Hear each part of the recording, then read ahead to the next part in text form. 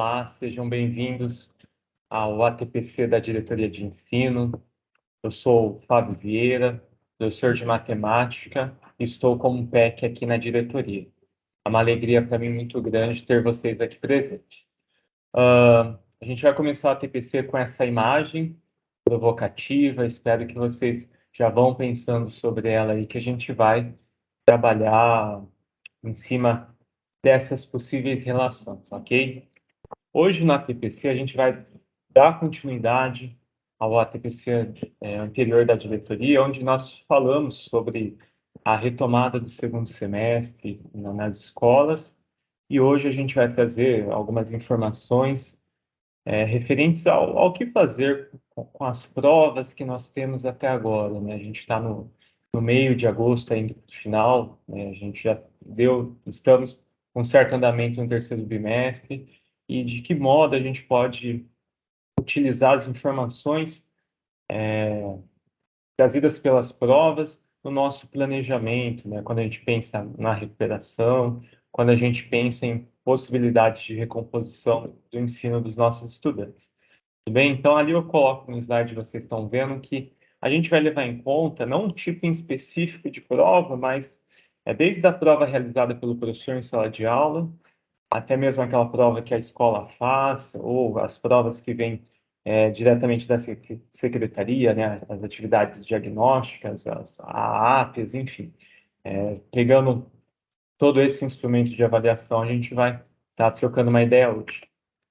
Bom, os objetivos são 4 que a gente vai passar nesses 30 minutos de ATPC, e a nossa ideia é trazer um pouco de formação em 30 minutos, né? Não é muito tempo, mas depois a gente pensa também que nos últimos 15 minutos, digamos assim, que vocês têm da hora-aula, vocês possam dar um andamento de acordo com o que vocês acharem interessante disso que foi falado na atividade de hoje, nessa nossa formação, e de uma maneira bem livre, né, bem aberta, de acordo com o que a escola costuma fazer. Ok? Então, a gente vai trabalhar 30 minutos em cima desses 4 pontos, né? O primeiro ponto, a gente vai fazer uma leitura, né? Vai falar sobre a importância de ler e analisar as informações contidas nas provas. A gente vai falar de construir possibilidades para o uso dos resultados das provas. A gente vai falar sobre o currículo, né? A importância de olhar o currículo como um todo. E, por último, a gente vai trazer uma proposta de atividade em grupo, ok? Focando de novo na imagem que nós trouxemos, né? Quais relações nós podemos estabelecer entre essas duas figuras aí, né? Entre informação e conhecimento, né? O que isso nos inspira? Se você quiser, eventualmente, pode dar uma pausa no vídeo e trazer uma discussão aí já na sua escola, ou vamos continuando e discutindo juntos. Perguntas importantes, né, que é para a gente refletir hoje que nós vamos falar, então, desse instrumento prova, né, o que podemos fazer com as informações que as provas trazem. Então, duas perguntas aí para a gente pensando. Primeira pergunta é o que eu faço com as informações geradas pelas diferentes provas que o nosso estudante realiza? E a segunda pergunta é se estamos produzindo conhecimentos ou apenas publicando as informações, uma vez que a gente sabe dos resultados das provas. Lembrando que, como eu ia dizendo, né, hoje a gente está falando da prova escrita em específico, mas a gente não está falando que isso é a avaliação de um estudante, né? Hoje em dia a gente entende que a avaliação do estudante é muito maior, né? A gente fala muito de avaliação formativa, onde é importante outros aspectos a serem levados em consideração. Porém, a prova, dentro desses instrumentos de avaliação, a gente precisa aproveitá-la também, né? A gente não pode deixá-la de lado, né? Ou diminuir as, as análises e as possibilidades que elas geram para a gente, né? Esses resultados. Então, o primeiro passo da nossa atividade, aí está um retrovisor, é, é uma situação de olhar para trás, né? Então, primeira análise e reflexão que nós vamos fazer é a partir do momento que a gente recolhe a prova. A gente prepara a prova, dá para os estudantes e a gente recolheu a prova. uma das análises, muitas vezes são provas externas que a gente não confeccionou, às vezes a prova que nós mesmos fizemos, né, os nossos colegas. Primeira pergunta é: o que está sendo pedido na prova reflete o que eu dei nas minhas aulas? E isso é uma pergunta para a gente pensar. E segunda pergunta é: ela contempla as habilidades essenciais propostas pelo currículo? Essas duas perguntas podem gerar boas reflexões e também produzir mudanças nos nossos planejamentos, né?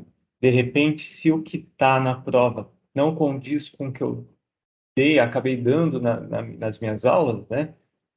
Precisa haver um ajuste, ou de repente na prova que eu dei, ou que veio da secretaria, ou de repente no que eu dei nas minhas aulas, né? Eu preciso ajustar ali que os caminhos foram se afastando do que deveria ser trabalhado. Lembrando que o nosso norte, a nossa referência, é sempre o currículo, né? E quando a prova está atendendo o currículo, é um sinal positivo. Agora, quando a prova, né, a questão que os alunos erraram, não atende ao currículo, então, de repente, a prova precisa ser ajustada. Mas, enfim, vamos avançando. Eu trouxe um exemplo para a gente conversar melhor. Aqui a gente tem uma questão de matemática, mas poderia ser uma questão de outra disciplina. O importante é que é o exercício, ok? E nessa questão de matemática, eu não vou fazer a leitura dela, mas reparem que tem um enunciado, tem uma figura, né, de um, de um quarteirão. Deixa eu mostrar aqui para vocês como mostra. Tem um quarteirão e provavelmente é uma questão de geometria, ok? Né, que vai falar de medidas e coisas do tipo. E tem as alternativas. Essa questão eu peguei da nossa avaliação de aprendizagem em processo da AP do segundo bimestre. E, e aqui tem também a porcentagem de acertos dos estudantes, né, nessa questão em específico, foi só de 19%. E também eu tenho qual que é a habilidade que essa questão trabalhou, ok? Então, aplicando aquelas perguntas, olhando para a questão, quais informações nós temos? A gente tem o percentual de acerto, e isso a gente tem nas provas que a gente aplica, né? A gente corrige e consegue saber quantas pessoas acertaram mais ou menos. Olha só, já é um dado. E depois a gente também tem a habilidade em específico que aquela questão abordou. Então, de repente, numa prova com várias habilidades, né? Ou de repente, vários pontos de uma habilidade, a gente pode já ir filtrando onde que está sendo o problema. O que está sendo pedido na prova? Então, voltando para as perguntas, reflete o que eu dei nas minhas aulas? De repente, olhando para essa questão, eu posso lembrar se realmente eu trabalhei uma questão parecida com ela. Não parecida de igual, né? Às vezes a gente fala assim: nossa, eu dei 1 milhão de exercícios desses, você errou na prova. Não necessariamente eu estou falando nesse sentido de exercício de memorização, né? Mas o contexto do enunciado foi parecido com o que eu levei os meus alunos a chegarem, né? Ou não? E repare que pode ser que, de novo, pode ser que sejam as aulas que precisam ser ajustadas, ou pode ser que a prova precise ser ajustada. E a segunda pergunta, aqui a gente vai trabalhar com mais uma outra indagação, mas a segunda pergunta já vai mostrar isso para nós, professores, que se a questão atende ao currículo, então provavelmente a minha aula que está fora do currículo. Então tem que ajustar a aula ao currículo que segue, né? Que a nossa que o nosso estado está propondo para os nossos estudantes, ok? E ainda assim, às vezes a questão atende o currículo e de algum modo você trabalhou isso nas aulas, mas ainda assim eles foram ruins. Então a gente tem que de repente perceber se o enunciado foi bem escrito, porque por mais que a gente se esforce, né, para fazer bons enunciados, mas muitas vezes a gente se perde, né, faz um enunciado muito longo, ou para resolver aquela habilidade precisa que o aluno antes saiba o significado de algumas outras informações que o enunciado traz. Então, a questão do enunciado também, a gente precisa avaliar e refletir se a gente está no caminho certo. De repente, né, a escola, você, quando você estava preparando a questão da prova, se inspirou no Enem e deu uma volta muito grande que perdeu a essência, né? Pode ser que isso aconteça. Ou mesmo essa prova que eu estou trazendo, que já vem do Estado, pode ser que quem elaborou ela, lá na secretaria, enfim, percorreu um caminho que não atinge em cheio a habilidade essencial. E de repente você fala, pô, Fábio, eu trabalhei essa habilidade essencial, mas essa questão não está boa. Então, tudo isso a gente precisa avaliar, porque às vezes a gente faz uma recuperação em cima de algo que não é real, entendeu? Vamos entender o porquê que, de repente, no estudante não foi bem, né? Não acertou essa questão. E por último, o nível da questão, né? Que, evidentemente, se a questão era, né, na sua prova tem as questões mais simples e tem as questões mais difíceis. Se alguns estudantes erram as mais difíceis, isso é esperado, né? Dentro dos múltiplos saberes, múltiplas habilidades, tem aqueles estudantes que não gostam de matemática, por exemplo, e vão errar questões super difíceis, que de repente você colocou na prova. Mas se a questão é simples, ou se é aquela questão elementar, né, que a gente coloca ali na prova e o estudante erra, e tem alguma coisa estranha no processo de ensino-aprendizagem. Essa análise, pessoal, leva a gente, deixa eu avançar mais um slide, leva a gente a começar a refletir que aquela visão que foca apenas no estudante, né, onde a gente tem os resultados da prova e o estudante que tem que se movimentar para ir atrás, né, de onde ele errou, não é única, né? Existem outros movimentos que caberiam a nós, professores, que, ó, observando que muitos estudantes erraram esse tipo de questão. Qual movimento eu, professor, posso fazer para trabalhar essa habilidade de uma forma diferente? Então, depois desse campo das informações, a gente entra nesse slide para falar um pouco das possibilidades de construir conhecimentos, né? Então, a partir dessas reflexões, agora a gente não quer mais refletir, mas agora a gente quer ser prático, né? O que que eu posso verificar e o que que eu posso levantar para o meu planejamento nessa retomada, nessa recuperação, né, que eu vou fazer com os meus estudantes que não foram bem em determinada questão, né, em determinada habilidade. Então, é legal a gente explorar o quê? A natureza do erro. Então, a gente começa a mapear as fragilidades dos estudantes, onde que ele está errando. Foi uma questão de sinal, por exemplo, da matemática? Foi uma questão de operações fundamentais? Qual realmente é o erro? Dependendo do erro, você começa a trabalhar, aqui embaixo coloca, ó, a gente começa a trabalhar habilidades anteriores. A gente percebe, ó, para eu avançar com essa habilidade que está fragilizada, que eles não entenderam bem, pelo resultado da prova, eu percebi que eu tenho que voltar um passo atrás, eu tenho que trabalhar uma outra habilidade para daí eu avançar. E tudo isso a gente consegue perceber a partir das informações da prova. Um outro ponto que a gente fala muito das metodologias, né? As metodologias ativas estão aí para a gente se aventurar no sentido de ser ousado.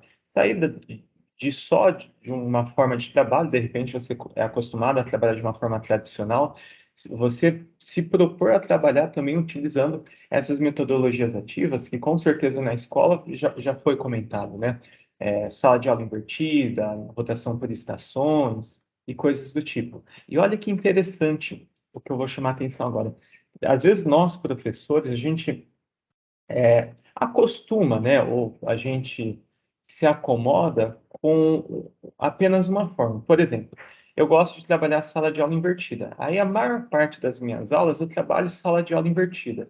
Só que o resultado da prova com essa metodologia não foi boa. Mas é uma metodologia ativa, eu não vou mudar. Isso está errado, pessoal.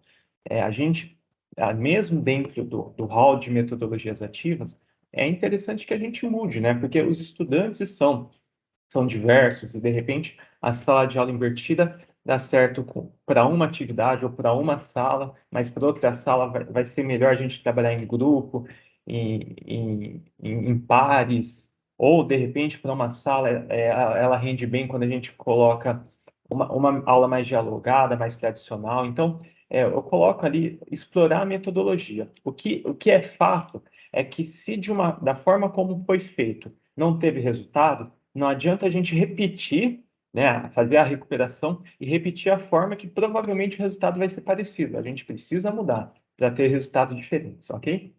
E por último, né, que tem tudo a ver com a metodologia, a parte da organização de sala de aula. Tentar mudar os agrupamentos. De repente, essa atividade que os alunos foram mal, foi foi trabalhada num dia que as aulas foram fora da sala de aula. Você levou os alunos para o pátio, trabalhou a habilidade e eles não aprenderam, porque na prova eles não foram bem. Então, perceber que talvez levar os alunos para o pátio para esse tipo de habilidade não rendeu. E conversar isso com eles, porque eles vão falar: nossa, professor, a aula no pátio foi excelente, mas só que não teve o rendimento que a gente esperava. Ou o contrário, tá, gente?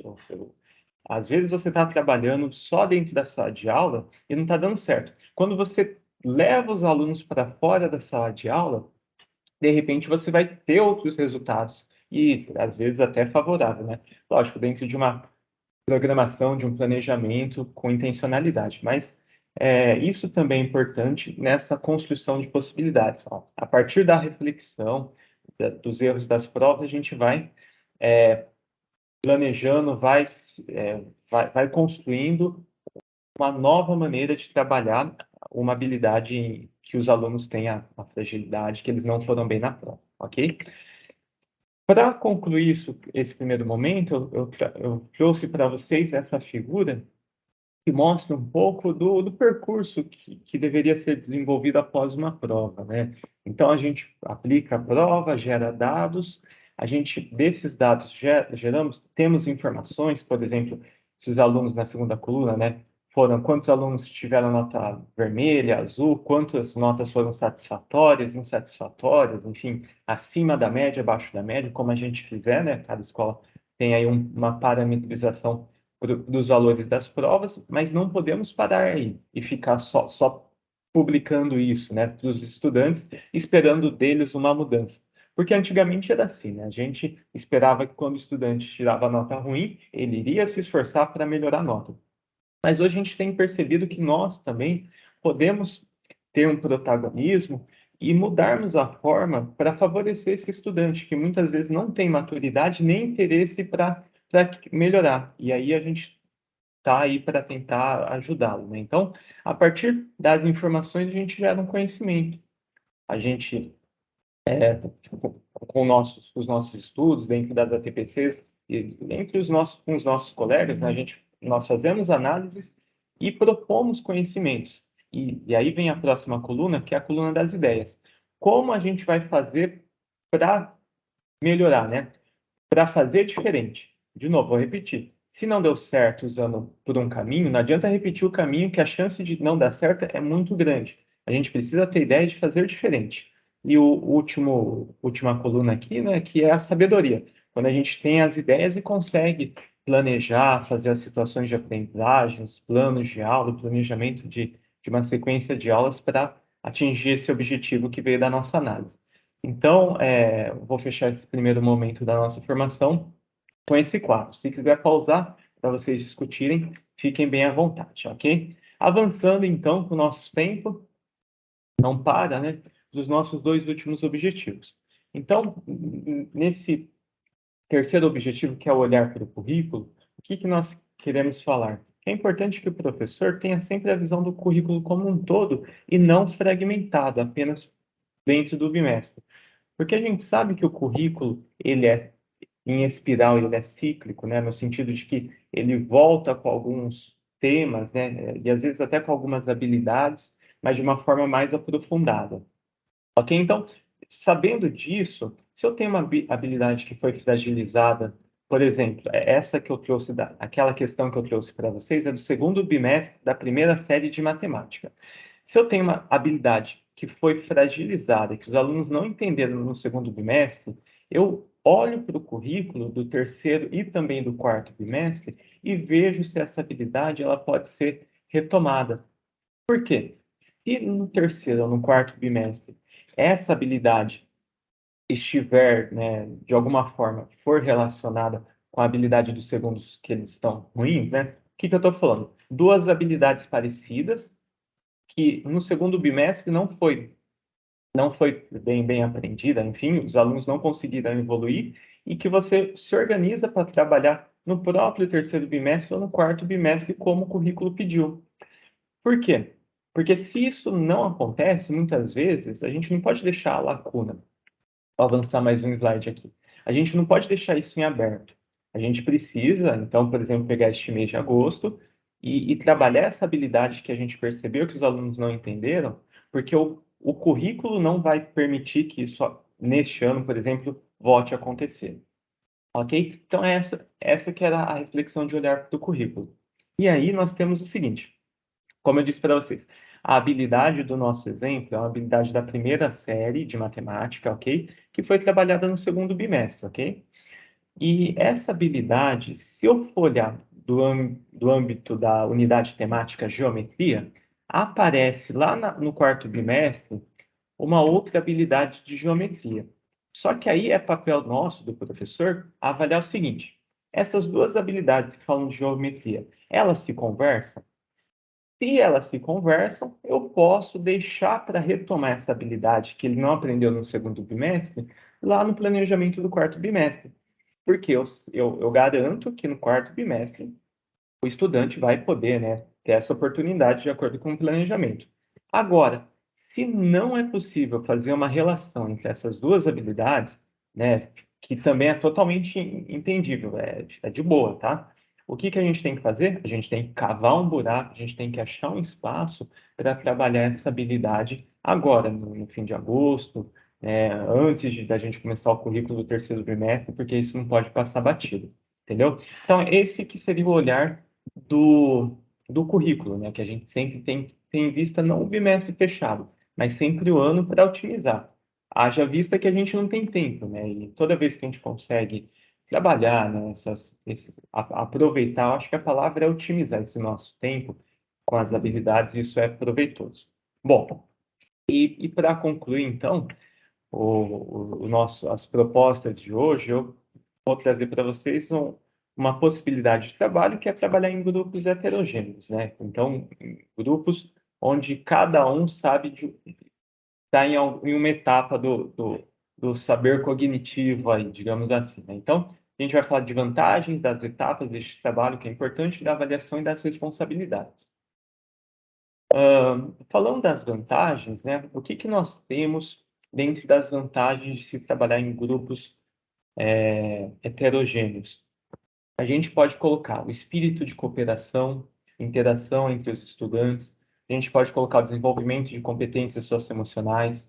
Diga-se de passagem que as competências socioemocionais, elas podem ser trabalhadas em todas as aulas.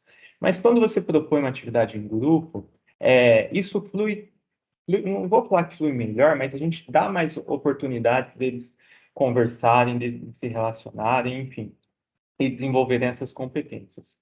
A gente também pode colocar como vantagem que estimula a aprendizagem entre estudantes. Não é só o professor que traz o conhecimento, não é só o professor que fala. A gente dá essa possibilidade deles conversarem entre eles. E por último, né, a questão da processo de produção e socialização dos saberes, porque o aluno vai ter a oportunidade de ensinar, de produzir o próprio saber, né, eventualmente de criar formas de explicar, e quando ele ensina, ele está aprendendo, né, digamos, no grau máximo, né, ele aprende muito mais quando ele acaba ensinando. O planejamento das nossas atividades, ó. O primeiro ponto que a gente tem que ter é qual que é a nossa intenção quando a gente pensa na situação de aprendizagem, no nosso planejamento. No meu caso, eu escolhi uma habilidade em específica para trabalhar, para desenvolver as atividades, mas poderia ser mais habilidades também, ok? Como a gente já falou sobre isso. Agora, eu também preciso pensar em atividades que eles vão desenvolver. E aqui eu coloquei 4 atividades que vão me ajudar no trabalho em grupo e que são muito importantes, né? Para que, para que o estudante tenha, de alguma forma, a maior possibilidade de aprender essa atividade. Vocês já vão entender o que eu vou falar, né, nas atividades que eu pensei. Então, eu coloco ali uma atividade para começar de pesquisa, onde ele pode ir atrás, onde ele é provocado a investigar. A habilidade, eu não vou ler para vocês, mas ela está falando sobre o Teorema de Tales, tá? Essa habilidade matemática. Então, pensando nisso, eu propus, né, eu proponho uma pesquisa sobre o teorema de Tales de Mileto. Eu quis colocar até a cidade, porque tem várias histórias interessantes que diz respeito acerca desse teorema. Depois, o grupo, né, também vai trazer, aí no caso o professor, Se ele tem uma dificuldade com a internet, ele pode trazer mapas, ou se de repente a escola tem um laboratório, a gente pode propor que os estudantes busquem na internet terrenos em ruas paralelas. Não sei se vocês estão lembrados, mas a habilidade que eles não foram bem falam de um terreno, falam de um quarteirão, né? Então, trazer essa questão para eles terem essa familiaridade. Por fim, eu selecionei aqui, né, eu propus selecionar algumas atividades do material para eles fazerem individualmente. Então, no trabalho em grupo, vai ter um momento individual. Vocês vão entender melhor no próximo slide, mas vamos lá. Tudo isso da minha intencionalidade. E aqui eu coloco a proposta de fazer um produto final, ok? Então, essa é a minha intenção com a situação de aprendizagem para essa sequência de aulas que eu vou planejar. Aí, feito isso, eu preciso começar a fazer os combinados, né? O planejamento e as comandas para os estudantes do que eles vão fazer. E isso, gente, precisa estar muito claro. O primeiro ponto que precisa estar claro é a justificativa do porquê que você vai estar trabalhando em grupo e por que que eles não podem fazer grupos de amiguinhos. Terão que ser grupos heterogêneos, eventualmente com pessoas que eles não gostam de trabalhar. Então, é importantíssimo que a gente consiga convencer os estudantes que o aluno que sabe um pouco a mais que os outros, trabalhando em grupo, vai aprender ainda mais, vai aprofundar. Provocá-los, né, e convencê-los de que aquele estudante que sabe um pouco a menos, trabalhando em grupo, vai ter oportunidade de aprender de uma forma diferente daquela que o professor ensina, que ele tem dificuldade, ele vai ter outras oportunidades de aprender. E justificar que a sociedade nossa gira em torno disso, né? Para procurar emprego, você precisa fazer dinâmicas de grupo. Nesse momento pós-pandemia, né, a gente precisa saber lidar com o próximo, trabalhar o respeito. Então, depois que você trocou essa ideia com os estudantes e conseguiu justificar o motivo, né, e eles entenderam que eu imagino que não tenha dificuldade, porque é para o bem deles, aí você continua para o próximo passo. E vale a pena perder um tempo com isso, porque se eles não comprarem a ideia, aí não adianta todo o resto, tudo bem? Segundo ponto, o trabalho, coloca, será colaborativo e cada um vai ter uma responsabilidade. Terceiro ponto, as etapas. Então, eles vão fazer uma pesquisa, eles vão fazer atividades individuais, não é tudo coletivo, tá? Então, isso é legal. Eles vão ter uma proposta de um produto final coletivo também. E isso pode ser aberto e discutido com eles, né? Então, para fechar essa atividade em grupo, eles podem produzir um vídeo, um cartaz, elaborar uma questão e depois passar para os outros grupos verem se eles conseguem acertar. E é legal a gente, em todo momento, né, dentro desse planejamento, ouvir os estudantes também e dar ter uma certa abertura e flexibilidade nessas etapas e nesses critérios até de avaliação, porque a partir do momento que o estudante dá uma sugestão, que ele faz um questionamento e você ouve, e eventualmente você considera e coloca a ideia dele, ele vai se sentindo fazendo parte, né? Então, eventualmente você apresenta isso para o estudante, ele fala, ó, professor, por que a gente não pode fazer dessa outra forma? Se for pertinente, coloque. Os critérios de avaliação, isso sempre dá problemas, né? Porque chegar no final, normalmente ele não sabe o que ele vai ser avaliado, ele fica questionando as notas. Então, é importante já no início, você já coloca, ó, você vai ser avaliado individualmente dessa forma, na atividade coletiva deste modo, na participação. Professor, participação é frequência? Então, deixa tudo isso muito bem claro, que no final do processo ele não vai ter dúvida. E para finalizar, a autoavaliação, que também é importante. Eu vou correr um pouco por conta do nosso tempo, mas queria falar para vocês que basicamente é isso, né? E quando eu falo no slide anterior que o trabalho é colaborativo e cada um vai ter uma responsabilidade, olha que legal essa proposta que esse referencial teórico que o livro traz para a gente trabalhar. Cada pessoa do grupo, que pode ser de 4 pessoas, vai ter um título, né? Vai ter uma função. Então, o grupo vai ter um facilitador. O que que é o facilitador? É quem conversa com o grupo e verifica se alguém tem dúvida e se consegue tirar as dúvidas ali internamente mesmo. E se não tirou internamente, ele levanta a mão e chama o professor. Esse é o papel do facilitador.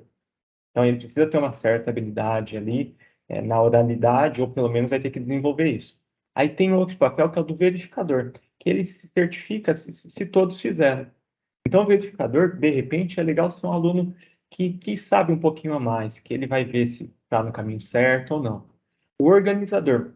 O organizador, lembra que é um grupo heterogêneo, então a gente não tem só um tipo de aluno no grupo, né? Temos vários tipos de aluno. O organizador pode ser aquele aluno que tem mais dificuldade e a gente mesmo assim vai dar uma responsabilidade para ele, porque para o grupo te dar uma nota adequada, todos os pontos têm que ser vistos, né? Então, todas as funções precisam ser feitas. E o organizador vai ser aquela pessoa que vai atrás dos materiais, seja com o professor, vai ser pesquisa na internet, é o organizador que vai ficar no computador. Os outros coleguinhas vão ficar falando, mas quem vai manipular o computador é o organizador.